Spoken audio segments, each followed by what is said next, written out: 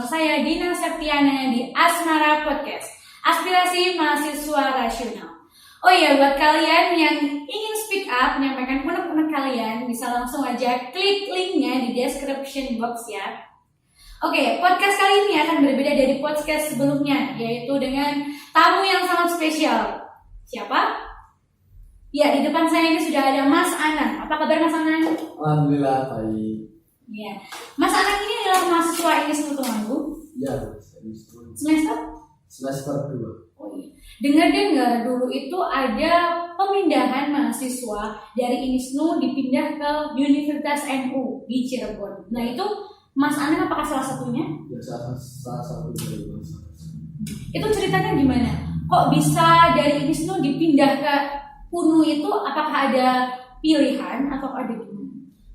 Jadi begini, dulu itu pertama saya dapat bisnis itu kan ada jalur beasiswa. Saya ambil jalur tersebut. Nah, setelah beberapa hari mendekati PBAK, itu 2 hari sebelum PBAK atau beberapa hari sebelum PBAK itu ada surat edaran mengenai perkumpulan mahasiswa itu disuruh kumpul dulu di INISNU. Di sana itu ada pemberitahuan tentang pemindahan mahasiswa dari INISNU menjadi ke mahasiswa Universitas Nahdlatul Ulama Cirebon. Dan saya salah satu dari mahasiswa tersebut. Kabar tersebut sudah melebar di semua mahasiswa baru atau memaba. Beberapa hari jelas saya PBAK yang maba UNU itu ya nggak ikut PBAK. Katanya mau besok PBAK-nya ikut di sana. Di sana. Berarti dari 80 mahasiswa yang ke UNU itu apakah mereka setuju dengan pemindahan itu? Kalau dibilang setuju ya saya nggak tahu ya, tapi kalau hati nurani saya setuju aja karena bahasanya itu saya mengambil jalur beasiswa, mau dikemanakan ya saya harus mengikuti dari atas. Tapi dengan ketentuan yang berlaku itu tapi Mas Anang ini harus kuliah di INISNU, tidak jadi di Universitas NU. Nah itu gimana rasanya? Ya pertama itu kalau kasih kabar itu ya biasa kaget kan, kenapa kok dipindah ke sini? Kan saya dasarnya di INISNU kok Cirebon kenapa? Dari segitu saya kaget, saya belum tahu apa penjelasannya gimana, kok dipindah itu gimana, apa alasannya saya belum tahu. Padahal berangkatnya ke UNU dari pas pemberitahuan bahwa kamu itu nggak lolos sih, sebenarnya kamu itu mau dipilih ke UNU itu lama nggak?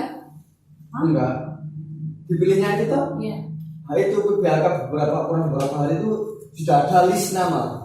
Sudah list nama 80 mahasiswa yang nggak jadi ke INISNU tapi diambilkan alih ke UNU Cirebon. Kayak ada kayak ada kerjasama antara INISNU dan. Tapi sekarang kenyataannya kan Mas Anang ini kuliahnya di INISNU. Jadi udah semester berapa sekarang di sini? Semester 2. Jadi pas pemberitahuannya itu gimana? Pas tidak jadi ke UNU, jadi harusnya itu kan harusnya di UNU, jadi di INISNU gitu loh. Tiba-tiba langsung masuk semester 2. Nah itu respon teman-teman yang dipilih ke UNU itu gimana? Sempat ada kayak ada pemberitahuan untuk kumpul itu ada 2 kali pertemuan. Pertemuan pertama itu tentang bahasanya itu pengukuhan. Kalau kamu itu besok di UNU tapi bentar nunggu SK-nya keluar dulu. Tuh, kami sudah menunggu katanya mau bulan akhir Desember gitu. Terus Desember enggak ada. Terus akhirnya dari pihak akademik sini itu mengumumkan lagi yang kedua kalinya. Di pertemuan kedua kalinya itu langsung disebutkan bahwa Anda sekarang jadi mahasiswa INISNU dikarenakan SK-nya belum turun dan pengoperasional antara ini dan UNU itu sangat sulit gitu. Jadi sekarang kan di INISNU itu jurusannya PAI ya kan? Nah dulu waktu awal-awal daftar kuliah, kamu memang nembak PAI atau pilih prodi yang lain? Enggak, pertama itu kan ada Ya, daftar seperti mahasiswa biasa. Saya daftar di Wisnu dengan beasiswa, saya mengambil prodi MPI.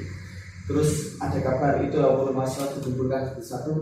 Nah, itu semua prodi itu diganti ke KI semua. Jadi atasan dari akademik yang tadinya saya MPI, yang tadinya teman saya itu mengambil PGMI atau PIAUD, itu diganti semua menjadi PAI. Nah, sekarang saya harus menjadi mahasiswa itu dan kembalikan prodi ke semua. Saya di prodi MPI. Oh, jadi di MPI. Kan itu masuknya juga langsung tiba-tiba nggak ada angin, nggak ada hujan gitu langsung ke semester 2. Nah itu respon teman-teman kamu yang dari yang terpilih ke UNI itu gimana? Responnya gimana? Sempat kaget sih, kok jadi semester 2 kan semester 1 belum ada makul, belum ada pengenalan tentang kampus. Nah, saya itu masuk pertama di sini semester 2 ya, membaur dengan sama itu masih susah bergaul dengan teman satu kelas kan. Teman-teman sudah semester 1 sudah mengalami. Saya masuk semester 2 kan bergaulnya atau belajarnya atau apa yang dulu itu kan jadi sempat nggak tahu ya, kan ada pembatasan yang sempat merusim dari semester 2. Jadi berapa sih yang terpilih ke UNU itu kan? 80. Ada 80 mahasiswa yang harus dipindah ke UNU tapi tidak jadi harusnya di INISNU. Nah itu teman-temannya apakah ada yang tidak melanjutkan atau wah pikirannya nggak jadi di UNU, jadi di INISNU aja nggak jadi kuliah lah gitu? Ada nggak yang gitu? Ada sih, ada beberapa anaknya itu karena ya mungkin karena lama menunggu jadinya saya memutusin pasrah aja. Karena menunggu yang tidak pasti juga nggak enak. Ya, jadi Mas Anang ini kan termasuk salah satu mahasiswa yang konsisten konsisten tetap kuliah. Itu alasan kamu apa? Ya karena saya itu ya pengen kuliah aja. Ya itu saya pengen kuliah, mau dibilangkan gimana asal tetap beasiswa. Saya mau kuliah. Iya, dari pihak kampus juga apapun itu keputusannya tetap kamu juga mengusahakan apa yang terbaik untuk mahasiswanya, ya kan? Jadi apa yang membuat kamu itu tertarik mengikuti tadi kan beasiswa yang di UNU itu? Jadi kenapa kamu minat beasiswa itu tuh awalnya? Kan ada tadi Mas Anang bilang ada pengumuman beasiswa gitu. Nah Mas Anang tuh kok bisa tertarik mengikuti beasiswa itu gimana? Ya, karena ya Pak, karena gini ya, ada yang mudah kenapa ambil yang sulit itu kan beasiswa itu mempermudah kita untuk semacam mempermudah ke pembayaran itu kan ya saya tertarik aja karena jadi Mas Anang ini mengikuti beasiswa emang karena udah niat jadi diri sendiri, karena kalau ada beasiswa ngapain nggak pilih ya beasiswa, karena beasiswa itu pikirannya kan murah gitu kan, kita nggak keluar uang gitu. Jadi tadi prodinya MPI, jadinya MPI.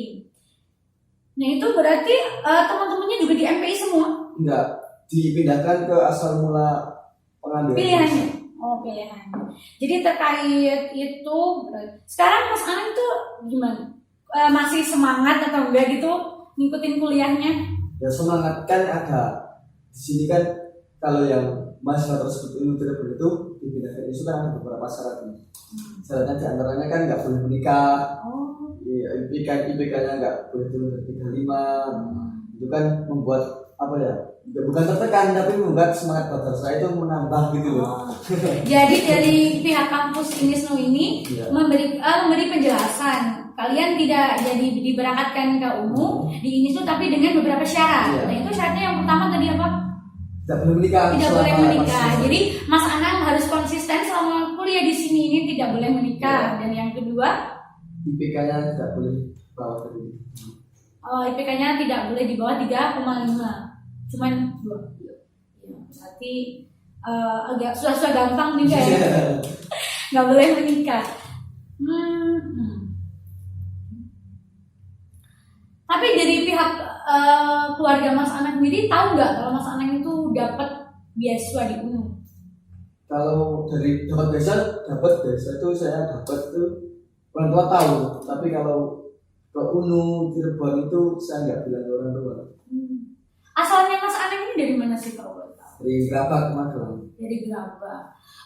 Gerabak itu ikutnya Magelang, sedangkan di INISNU itu Temanggung. Berarti termasuk merantau juga. Merantau juga. Merantau. Gimana sih itu rasanya jadi emas? Tapi laju kan? Laju. Karena dari Magelang ke Temanggung itu dekat, nggak jauh-jauh banget.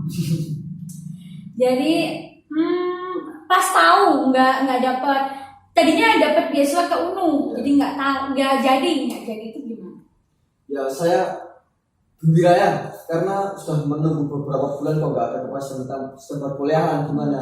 Tahu saya dimasukkan di Indonesia, ya bangga aja gitu. Itu kan tadi masuk ke ISNU itu langsung semester 2. Nah otomatis ya semester 1 kan terbengkalai kan. Ya. Nah itu ada ketentuan nggak? Ada tugas kah yang jadi menembel semester 1 yang Mas Anang itu nggak ikut? Gini, kalau sistem perpanjangan dari semester 1 itu katanya itu bisa ditempel ke semester 3 atau semester 5 seperti diselip-selipin gitu semester 1. Oh, jadi SKS-nya ditambah gitu kan? Ya, SKS-nya ditambah. Harusnya 2 jadi 4 atau berapa gitu. Tapi Mas Anang keteteran nggak gitu? Ya kalau dibilang keteteran sih, tapi gimana lagi? Iya. Kan ya saya itu merasa kalau semester 1 itu nggak ikut, jadi ya harus gimana lagi kalau nggak mengambil semester 3 atau semester berapa gitu. Salut banget ya. Berarti Mas Anang ini juga berusaha keras untuk menembel semester 1 karena masuk itu langsung semester 2, jadi kaget juga ya. Tadi kan ada proses menunggu dari kampus untuk menunggu berapa saat sampai ada SK yang berlaku gitu. Jadi Mas Anang ini kan menunggu, kebanyakan orang menunggu apalagi yang tidak pasti itu pasti mau meninggalkan kan. Tapi Mas Anang kenapa nggak masih konsisten aja di situ, nggak bodo amat lah, nggak jadi ke UNU ya udah gitu. Kan ada orang yang seperti yang Anda bilang, kalau menunggu tidak pasti itu kan rasanya wah menunggu tidak pasti beneran aja gitu. Tapi saya itu kentek gimana ya, saya itu pengen kuliah aja, pengen kuliah, mau kuliah gimana, kapan ya, kalau sudah ada niat di hati mau kuliah dilakuin gitu loh. Ya motivasinya itu buat tetap lanjut kuliah. Motivasi yang ada, yang muncul di pikiran Mas Anang sehingga bisa jadi terus konsisten gitu loh. Buat oke aku kuliah, motivasinya yang mungkin bisa jadi motivasi juga buat mahasiswa yang lain. Karena kan ya salah satu pengaruh besar itu dari orang tua saya. Dari orang tua saya itu bilang kalau pengen kuliah jadi penanganan gitu, ditekankan kalau mau kuliah sih nggak ngambang gitu. Kalau nggak. Kalau mau lanjut ya lanjut, kalau mau berhenti ya berhenti aja, nggak usah di tengah-tengah, nggak usah ambil berarti dorongan dari keluarganya juga itu bilang, misalnya kalau kamu udah memilih untuk iya kuliah, berarti kamu harus iya, tidak boleh di tengah-tengah itu kayak ada pikiran kayaknya enggak mau keluar gitu. Tapi dari keluarga kalau iya kalau enggak. Dan kamu udah pilih iya, berarti kamu harus konsisten dengan apa yang dipilih kamu itu. Ya, Mas Anang ini kan juga termasuk ketua organisasi eksternal kampus. Nah itu gimana tuh motivasinya? Kalau Mas Anang kan ini ketua organisasi, jadi menghadapi masalah yang seperti ini tuh gimana? Sempat bimbang sih. Saya itu kuliah belum pasti, tapi kalau sudah jadi ketua organisasi kan itu membuat saya itu semakin membuktikan kepada mahasiswa lainnya. Yang saya aja masuk bimbang bisa jadi ketua saya ini, bisa menjalankan organisasi, bisa mengordinasi teman-teman lainnya, mengapa yang sudah pasti sudah tercatat menjadi mahasiswa ini sudah pasti kok nggak bisa gitu. Iya. Motivasi saya seperti itu. Berarti ketua dari organisasi eksternal kampus itu pasti punya resolusi ke depannya kan. Nah resolusi ke depannya itu baik buat sendiri, orang sekitar maupun organisasi itu. Oke, Mas Anang ini adalah ketua ketua dari sebuah organisasi di luar kampus ya, eksternal kampus gitu kan. Nah, resolusinya ke depan untuk diri sendiri, orang sekitar maupun organisasi itu gimana, Mas? Mungkin kalau resolusi itu kan ya juga ada mahasiswa seperti saya yang mengikuti organisasi eksternal kampus seperti itu. Ya resolusi saya ya semoga bisa mempererat antara persaudaraan antara sama, bisa membangun organisasi menuju ke cita-citanya, bisa mempererat antara satu sama lain, bisa menumbuhkan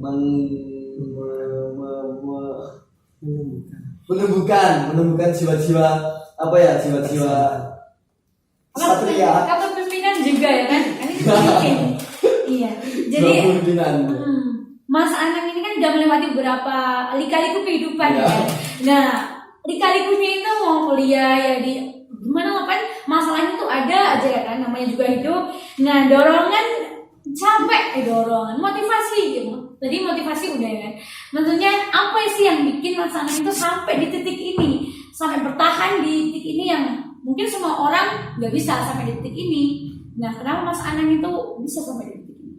Karena kan saya itu tetap bersifat dengan hati nurani saya. Saya itu pengen kuliah ya, jalani aja apa rintangannya, apa lika-likunya, tapi tetap jika di hati sudah kan saya ingin kuliah, saya ingin melanjutkan ya, apapun rintangan, apapun lika-likunya tetap dihadapi. Sampai saatnya saya di sini. Iya. Jadi ini juga bisa dijadikan pembelajaran buat kita semua. Jangan gampang menyerah dengan apa yang kita hadapi sekarang ini. Karena masa depan itu nyata adanya. Tinggal kita yang mau menjemputnya atau tidak. Bukan begitu Mas Anang? Ya.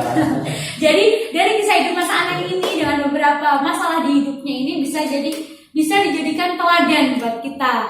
Jadi apapun masalah yang kalian hadapi itu hadapilah, jangan berlari. Oke. Nah, sekian itu dari ceritanya Mas Anang. Terima kasih Mas Anang sudah mau menyampaikan aspirasinya di podcast Asmara ini. Nah, saya ucapkan terima kasih lagi buat Mas Anang yang sebesar-besarnya. Besok mungkin bisa mampir ke sini lagi buat menyampaikan motivasi-motivasi lain kepada semua mahasiswa di sini. Oh ya, terima kasih untuk Mas Anang yang sudah bersedia memberikan aspirasinya di podcast Asmara ini. Saya juga minta maaf kalau ada kata-kata saya yang menyinggung perasaan atau tidak berkenan di hati Anda, ya kan? Oke guys, cukup sekian podcast hari ini. Jangan lupa nantikan episode-episode selanjutnya di podcast Asmara.